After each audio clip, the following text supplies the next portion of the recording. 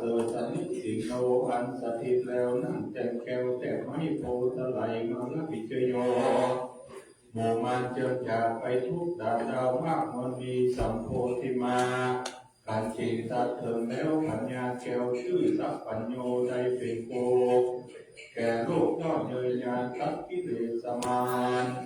งดงอดเนื้อหนูแสนเจียนจักรทีอนันตัญญาโนตนพโลปัญญาดีดุจยิ่งฟังโลกุตโมตุนพระเสริฐวโลกโลกาตังปนามามิตังอันว่าพระพุทธเจ้าตนปากเป็นคณะมารถึงพระองค์นิพพานไปเมื่อนานแล้วยังมีศาสนาแก้วและคำสอนผู้กาทั้งหลายพระหลวงพ่อกล่าวไว้ทุกวันมาตังพระมามิธรรมาผู้กาทั้งหลายปฏิบัติตามคำสอนทุกวันมีตังพระมามิสังฆังสาธุกัสสะกะแต่พระรัตนตรัยเกี่ยวเจ้าทั้งสามประการไม่มีพระพุทธเจ้าเป็นเขาเป็นประธานในข่าวเราวันนี้ก็หากมาเป็นวันดีทิฏฐิอันวิเศษเป็นเดือน11 แห่ง 8 ค่ำเป็นวันดีที่ใสบ่เศร้าก็เวียนมาทุกทอดรอเติมเติมแก่ผู้ข้าพระเจ้าทั้งหลายทั้งภายในและภายนอกภายในไม่มีพระเดชพระคุณหลวงพ่อธรรมศินาบดีท่านเจ้าอารมาธิปติสงฆ์การเจ้าวัดพระธาตุเจ้าดอยสุเทพพร้อมกับโดยศิษย์โยมเจ้าทุกตนทุกวรวงศ์องค์ภายนอกหนแห่งเรามีอุบาสกอุบาสิกาพระเจ้าทั้งหลายกระจายประกันตลอดคงไปทุกแต่งเป็นบอนน้อมนำมายังผู้ปาวุธาราชาดวงดอกเขาต่อดอกไม้ลำเตียนมาจากเสียงใต้เหนือกันปันเป็นนาโคถาพระมาวิภาคเบื้องต้นหัวตีผู้กาตั้งลายขอถวายสู่มาบูชายังองค์พระมุนีสริสัมมาสัมพุทธเจ้าตนเป็นสิ่งเก่าที่โลกาจารนำสัตว์สดสารมนหมู่ได้ถอยหน้าเข้าสู่เนรปานทุติยภาโกธาวิภาคอันคุณสองผู้กาตั้งลายขอถวายสู่มาบูชายังคุณพระนวังหลวงสละคำเอาประการติกตังพระปาริยติธรรมดวงเลิศแล้วเป็นปฏิแก้วสมมกตังไปรอดเงินแก้วยอดในระบานทัพพิยวานโคถาวิภาคอันควรสามงามบ่เศร้าผู้กาทั้งหลายขอถวายสุมาปูชายังพระปาริยะสังฆเจ้ามากมันมีตั้งแต่พระอัญญาปุถัญญาเป็นเขาตลาดต่อเขามาถึงสมมติสังฆเจ้าตนวิเศษอันเป็นบุญญาเขตในพระพุทธศาสนาจัตุธาโคดาวิภาคอันดวนสีนามใบที่ใส่บ่เศร้าผู้คาทำลายขอถวายสู่มาปูชายังพระอุปชาอาจารย์เจ้าอุบาอาจารย์เจ้าทุกตนทุกวรองค์พูดตาคนอันประเสริฐเมตตาเกิดผลกรรมฐานวิปัสสนาญาณดวงจิตเท่ใจชำระกิเลสเครื่องเศร้าหมองได้สอนอัครธรรมปัญจมาวันโคถาวิภาคอันคุณนาผู้กาทั้งหลายขอถวายสุมาบูชายังพระกรรมฐานวิปัสสนาญาณจิตเท่อันเป็นเก้าเหตุไปรอดเวียนแก้วยอดเนรบางไม่ว่าผู้กาทั้งหลายได้ประมาทตัดทั้งโดยเดิมได้กระทำผิดด้วยกายกรรมวจีกรรมมโนกรรมลักขกรรมทั้งสามอิทิสีทั้งหกอิริยาบถทั้งสี่ขึ้นติดตามยังพิสง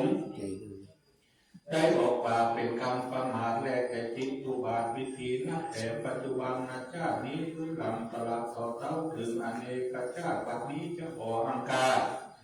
อาราธนาพระปัญจแก้วหาโคธาโสมีธรรมะเมตตาปฏิกหาครับเอายังสัพพะวัตถุปูชาสุมา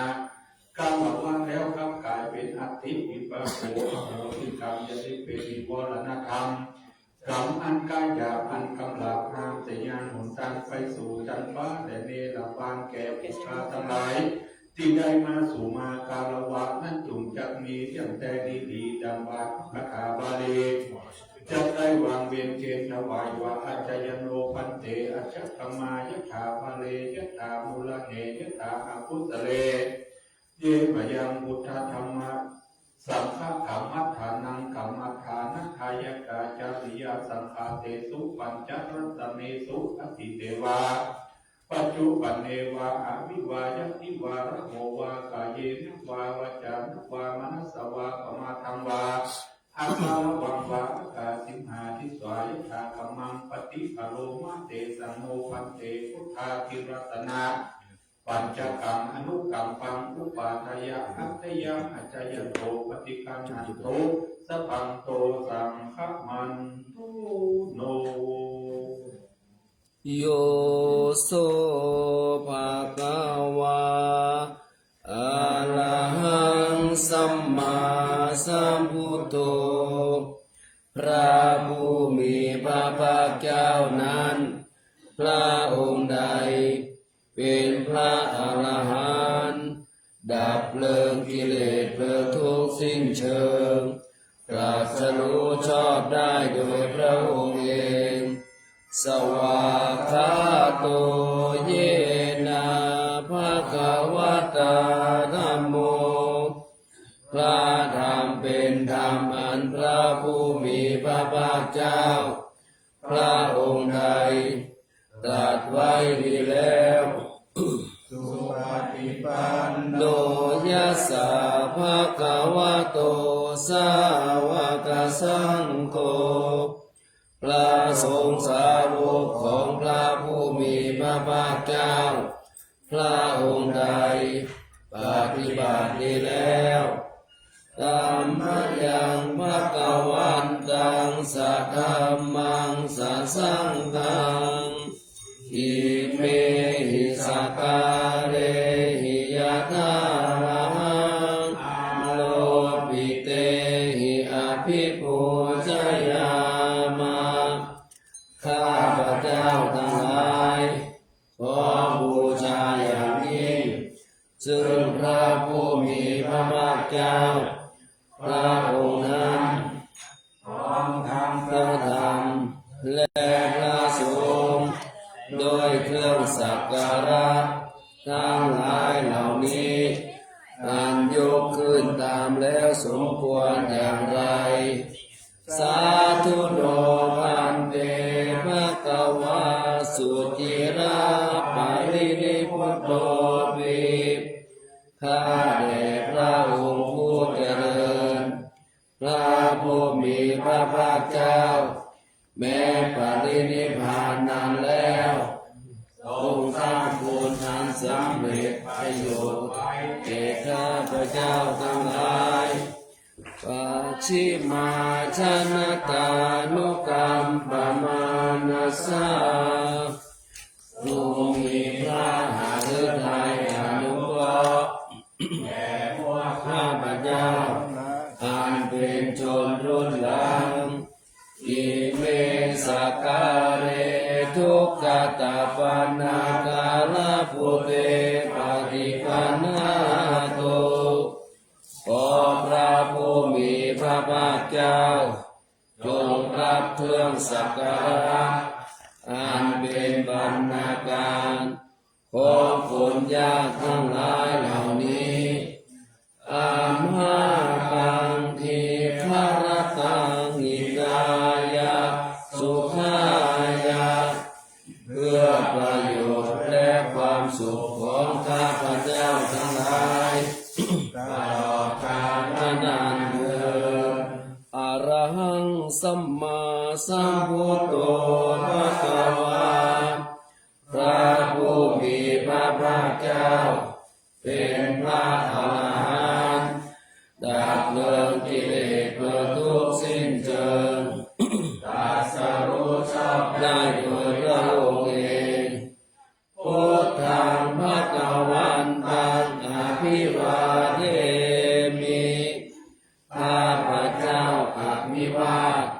พระผู้มีพระภาคเจ้าผู้รู้ผู้ตื่นผู้เบิกบานกราบสวากขาโตภะคะวะตาธัมโมพระธรรมเป็นธรรมที่พระผู้มีพระภาคเจ้า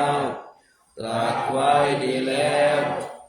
ธัมมังนัมมัสสามิข้าพเจ้านมัสการพระธรรมกราบ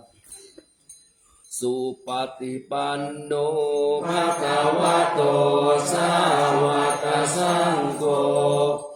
พระสงฆ์สาวกของพระผู้มีพระภาคเจ้า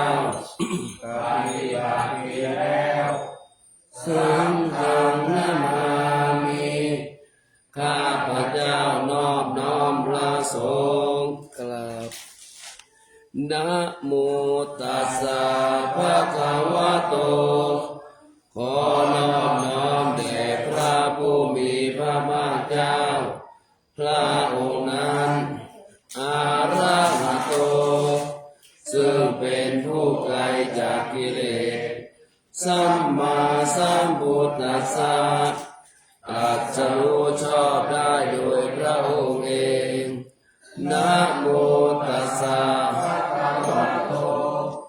ขอนอบน้อมแด่พระผู้มีพระภาคเจ้าพระองค์นั้นอาระหะโตซึ่งเป็นผู้ไกลจากกิเลสสัมมาสัมพุทธัสสะตรัสรู้ชอบได้โดยพระองค์เองนะโมตัสสะภะคะวะโตขอนอบน้อมแด่พระผู้มีพระภาคเจ้าพระองค์นั้นอาระหะโตซึ่งเป็นผู้ไกลจากกิเลสสัมมาสัมพุทธัสสะตรัสรู้ชอบได้โดยพระองค์เองอิติปิโสภะคะวะอะระหังสัมมาสัมพุทโธวิชชาจารณะสัมปันโนสุขโตโลกวิทูอนุตตโรปุริสรัมมาสาลติสัทธาเทวมนุษย์นังพุทโธภควาติองค์ใดพระสัมพุทธสุวิสุทธสันดานตัดมูลกิเลสมารบ่มีมนมีมองมัวหนึ่งในพระทัยทานก็เบิกบานคือดอกบัวราคีบ่พันพัวสุวะคนทกรรมจรองค์ใดประกอบด้วยพระกรุณาดังสาครโปรดหมู่ประชากรมาละโอตะกันดานชี้ทางบรรเทาทุกข์และชี้สุขเกษมสารชี้ทางผ่านนรพานอันพ้นโศกวิโยคภัยพร้อมเป็นจะพิทาจักสุจราชวิมลใสเห็นเหตุที่ไกลไกลก็เจนโจบประจักษ์จริงกำจัดน้ำใจหยาบสันดานบาปให้ชายหญิงสัตว์โลกได้พึงวิ่งมาละบาปบำเพ็ญบุญข้าขอประนอบน้อมศีลกราบบังคมคุณสัมพุทธการุณยาภาพนานนิรันดรกราบสวากขาโต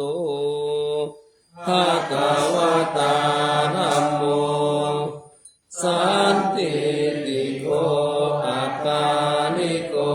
เอหิปัสสิโกโอปานายิโกปัจจตังเวทิตาโพวิญโยหิติธรรมะคือคุณาก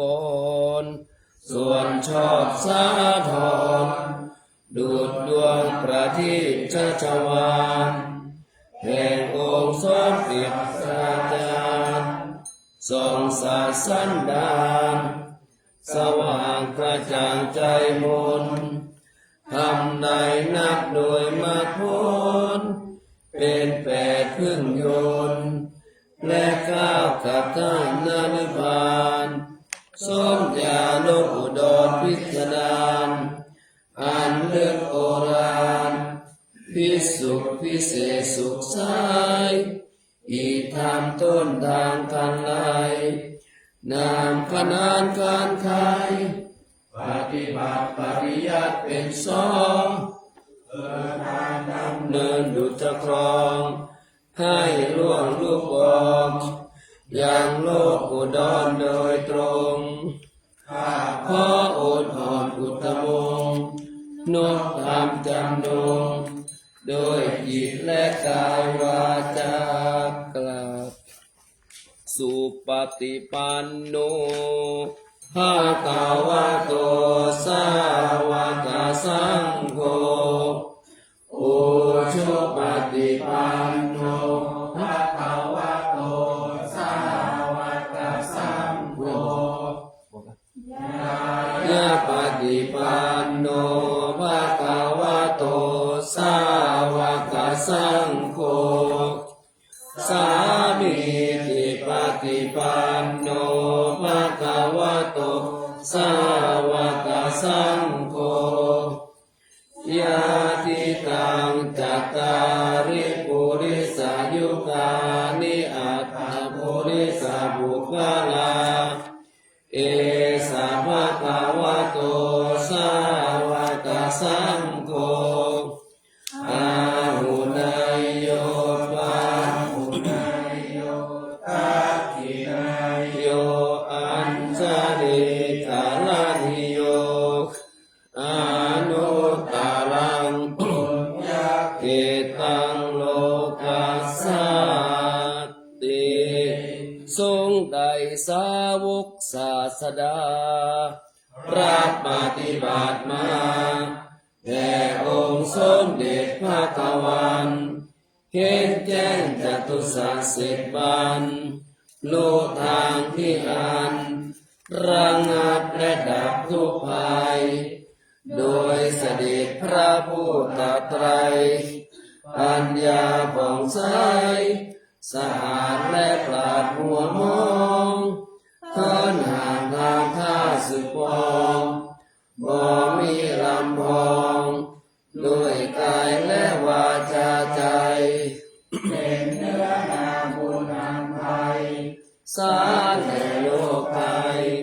และเกิดพิบูลพูนพ้นสมญาเอารสทศพล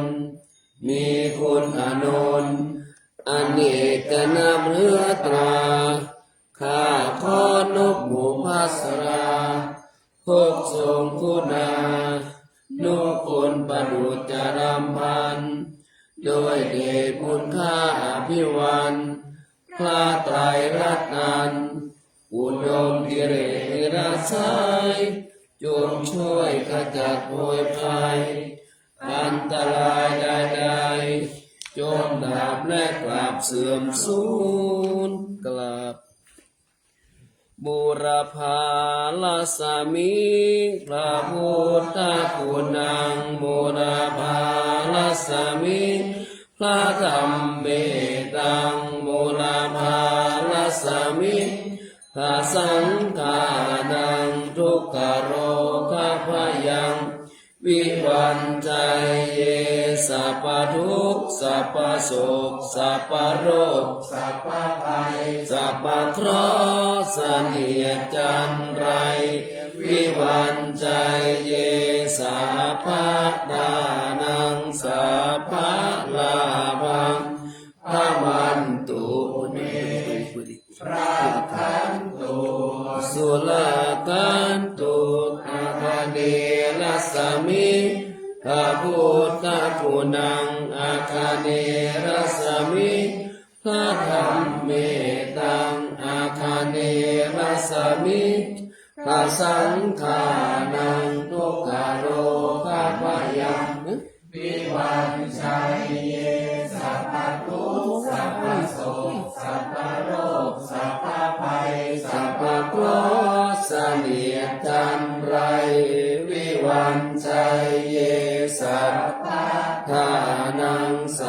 ภะลาภังภวันตุเมรักขันตุสุราคันตุทักษิณรัสมิงพระพุทธคุณังทักษิณรัสมิงพระธรรมเมตังทักษิณรัสมิงพระสังฆานังทุกขโรคพยังวิวันชัยเยสัพพทุกข์สัพพโศกสัพพโรคสัพพภัยสัพพเคราะห์เสนียดจันไรวิวันชัยเยสัพพทานังสัพพลาภังภวันตุเมรักขันตุสุราคันตุโหรดีรัสมิงพระพุทธกุณังโหรดีรัสมิงพระธรรมเมตังโหรดีรัสมิงพระสังฆานังทุกขโรคพยังวิวันชัยเยสัพพทุกข์สัพพโศกสัพพโรคสัพพภัยสัพพเคราะห์เสนียดจันไรวิวันชัยเยสัพพทานังสัพพลาภังภวันตุเมรักขันตุสุราคันตุปัตติมรัสมิงพระพุทธคุณังปัตติมรัสมิงพระธรรมเมตังปัตติมรัสมิงพระสังฆานังทุกขโรคพยังวิวันชัยเยสัพพทุกข์สัพพโศกสัพพโรคสัพพภัยสัพพเคราะห์เสนียดจันไรวิวันชัยเยสัพพทานังสัพพลาภังภวันตุเมรักขันตุสุราคันตุปายาปรัสมิงพระพุทธคุณังปายาปรัสมิงพระธรรมเมตังปายาปรัสมิงพระสังฆานังทุกขโรคพยังวิวันชัยเยสัพพทุกข์สัพพโศกสัพพโรคสัพพภัยสัพพเคราะห์เสนียดจันไรวิวันชัยเยสัพพทานังสัพพลาภังภวันตุเมรักขันตุสุราคันตุอุดรรัสมิงพระพุทธคุณังอุดรรัสมิงพระธรรมเมตังอุดรรัสมิงพระสังฆานังทุกขโรคพยังวิวันชัยเยสัพพทุกข์สัพพโศกสัพพโรคสัพพภัยสัพพเคราะห์เสนียดจันไรวิวันชัยเยสัพพทานังสัพพลาภังภวันตุเมรักขันตุสุราคันตุอิสารัสมิงพระพุทธคุณังอิสารัสมิงพระธรรมเมตังอิสารัสมิงพระสังฆานังทุกขโรคพยัง วิวันใจเยสัพพทุกข์สัพพโศกสัพพโรคสัพพภัยสัพพเคราะห์เสนียดจันไรวิวันใจเยสัพพทานังสัพพลาภังภวันตุเมรักขันตุสุราคันตุปัทวีรัสมิพระพุทธคุณังปัทวีรัสมิพระธรรมเมตังปัทวีรัสมิพระสังฆานังทุกขโรคพยังวิวันชัยเยสัพพทุกข์สัพพโศกสัพพโรคสัพพภัยสัพพเคราะห์เสนียดจันไรวิวันชัยเยสัพ พะทานังสาภะลาภังภวันตุเมราคันตุสุราคันตุคงคารสมิงพระพุทธคุณังคงคารสมิงพระธรรมเมตังคงคารสมิงพระสังฆานังทุกขโรคะพยังวิวันชัยเยสัพพทุกข์สัพพโศกสัพพโรคสัพพภัยสัพพเคราะห์เสนียดจันไรวิวันชัยเยสัพพทานังสัพพลาภังภวันตุเมรักขันตุสุราคันตุอาคารัสมิงพระพุทธคุณังอาคารัสมิงพระธรรมเมตังอาคารัสมิงพระสังฆานังทุกขโรคะพยังวิวันชัยเย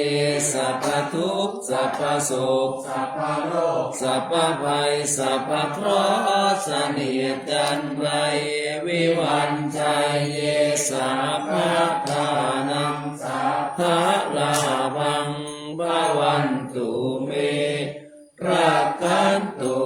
สุราคันตุอัคคีรสมิงพระพุทธคุณังอัคคีรสมิงพระธรรมเมตังอัคคีรสมิงพระสังฆานังทุกขโรคะพยังวิวันชัยเยสัพพทุกข์สัพพโศกสัพพโรคสัพพภัยสัพพเคราะห์เสนียดจันไรวิวันชัยเยสัพพทานังสัพพลาภังภวันตุเมรักขันตุสุราคันตุอิมัสสมิงมงคลจักรวาลแปดทิศประสิทธิจงมาเป็นกำแพงแก้วทั้งเจ็ดชั้นมาป้องกันน้อมล้อมรอบครอบตัวอนัตตาราชเสมานาเขเตสมันตาสัตโยสนะสัตสหัสสานิพุทธชาลาภริเขเตรักขันตุสุราคันตุอิมัสสมิงมงคลจักรวาลแปดทิศประสิทธิจงมาเป็นกำแพงแก้วทั้งเจ็ดชั้นมาป้องกันห้อมล้อมรอบครอบครัวอนัตตาราชเสมานาเขเตสมันตาสัตโยสนะสัตสหัสสานิธรรมชาลาปริเขเตรักขันตุสุราคันตุอิมัสสมิงมงคลจักรวาลแปดทิศประสิทธิจงมาเป็นกำแพงแก้วทั้งเจ็ดชั้นมาป้องกันห้อมล้อมรอบครอบครัวอนัตตาราชเสมานาเขเตสมันตาสัตโยสนะสัตสหัสสานิปัจเจกพุทธชาลาปริเขเตรักขันตุสุราคันตุอิมัสสมิงมงคลจักรวาลแปดทิศประสิทธิจงมาเป็นกำแพงแก้วทั้งเจ็ดชั้นมาป้องกันห้อมรอบครอบทั่วอนัตตาราชเสมานาเขเตสมันตาสัตโยสนะสัตสหัสสานิสังฆชาลาปริเขเตรักขันตุสุราคันตุนะโมพุทธายะนะโมธัมมายะนะโมสังฆายะอาปามาโนพุทโธอาปามาโนธัมโม อัปปมาโนสังโฆพุทโธเมนะโธธัมโมเมนะโธสังโฆเมนะโธกัมมัฏฐานังเมนะทังกัมมัฏฐานะทายกาจาริโยเมนะโธอาหัมพันเตพุทธานุสติกัมมัฏฐานังยาจามิพุทธานุสติกัมมัฏฐานังเทธะเมพันเต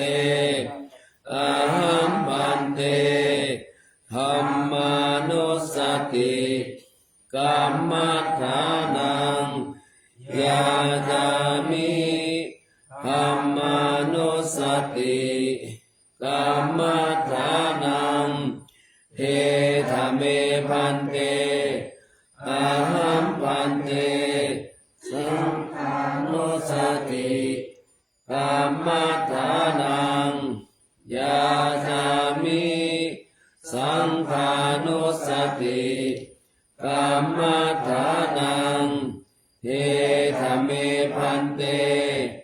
อาหัมพันเตปิติอุปาจาระสมาธิยาจามิข้าพระเจ้าจะเจริญพระกรรมฐานภาวนาบูชาคุณพระรัตนตรัยอุดมสร้างสมทศบารมีธรรมบำเพ็ญอิทธิบาททั้งสี่บ่มอินทรีย์ให้แก่โดยการสังหารนิวรณ์ให้หายสืบสายวิตกวิจารปิติสิริรวมสุขเอกคตาต่อมาให้ถึงฌานสี่พร้อมด้วยวสีทั้งห้าเจริญมรรคพระอริยสมังคีล้างทุลีกิเลสให้สูญ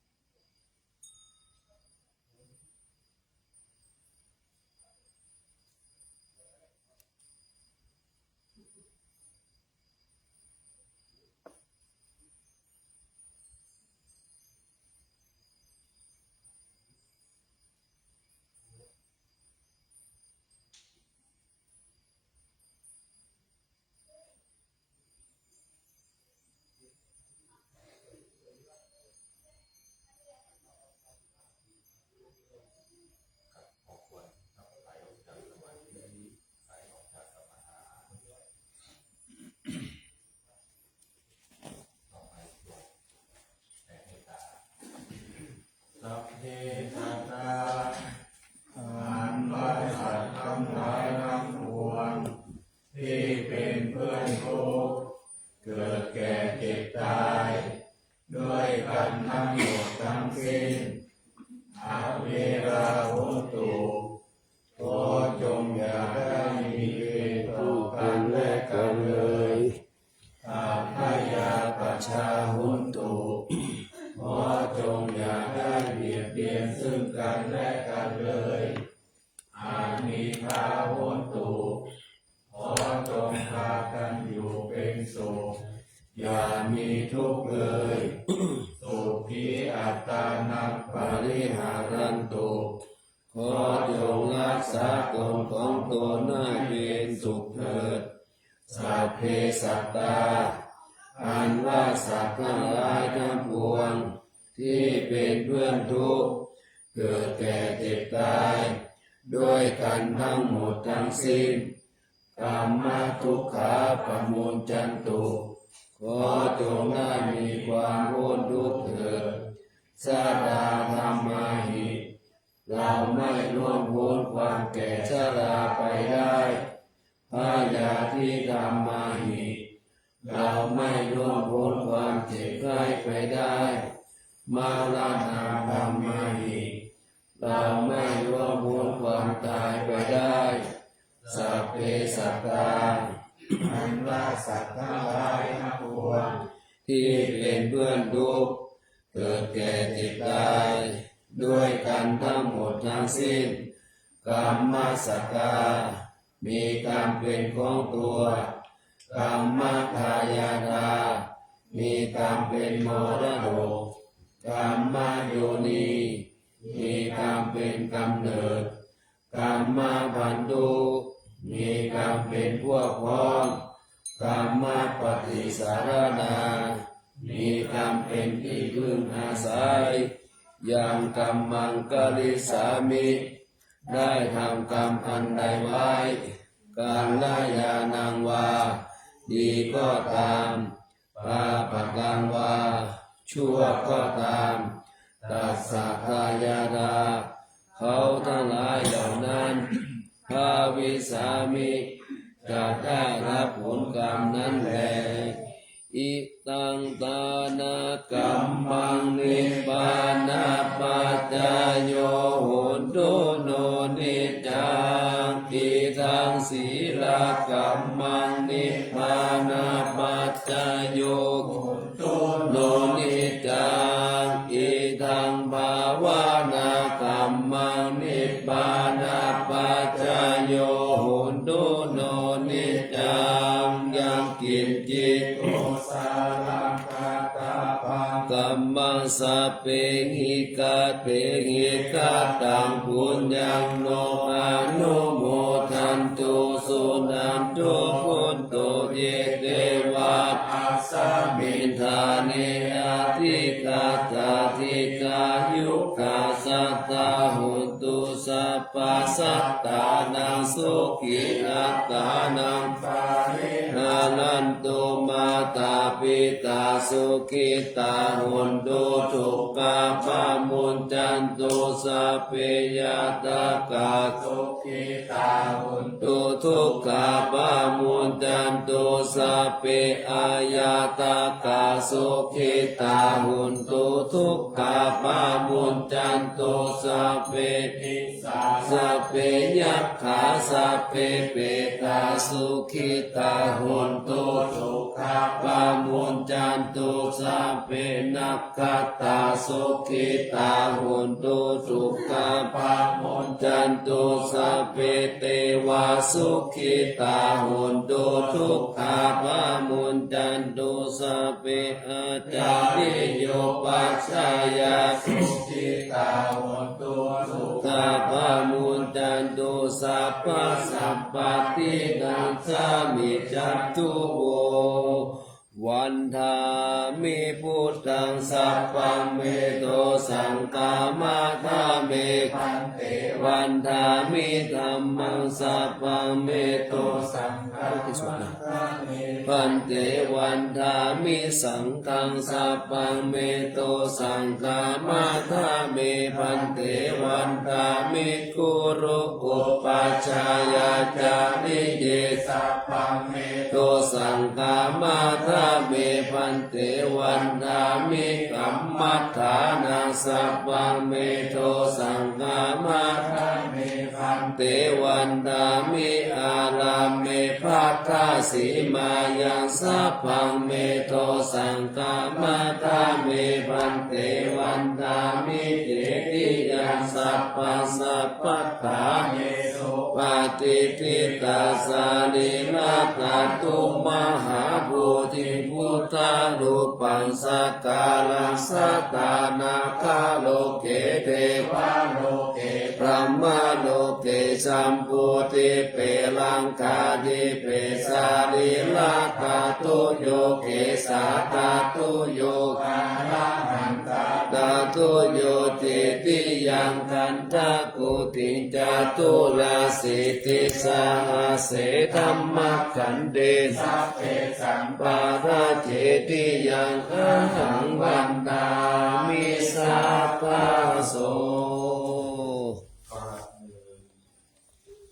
กราบสอง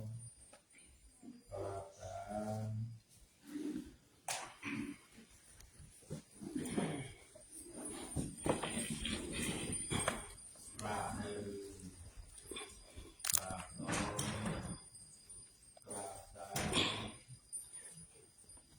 นะโม ตัสสะภะคะวะโตอะระหะโตสัมมาสัมพุทธัสสะนะโมตัสสะภะคะวะโตอะระหะโตสัมมาสัมพุทธัสสะนะโมตัสสะภะคะวะโตอะระหะโตสัมมาสัมพุทธัสสะสุวรรณเจติยังเอสาวาลามาถาลุงกัง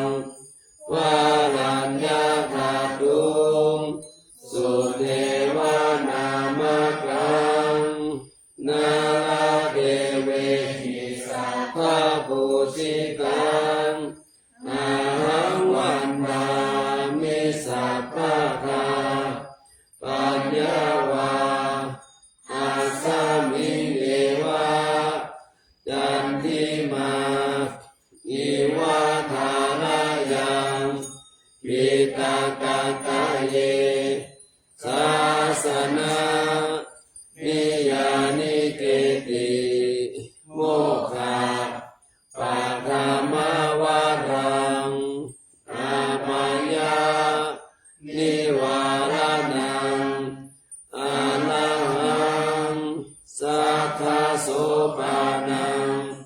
ปะธรรมังอุปัชฌังคาหาเปตวาปัจจจิวารังยังชาตังสังฆามัชเชอุชฌาสวะ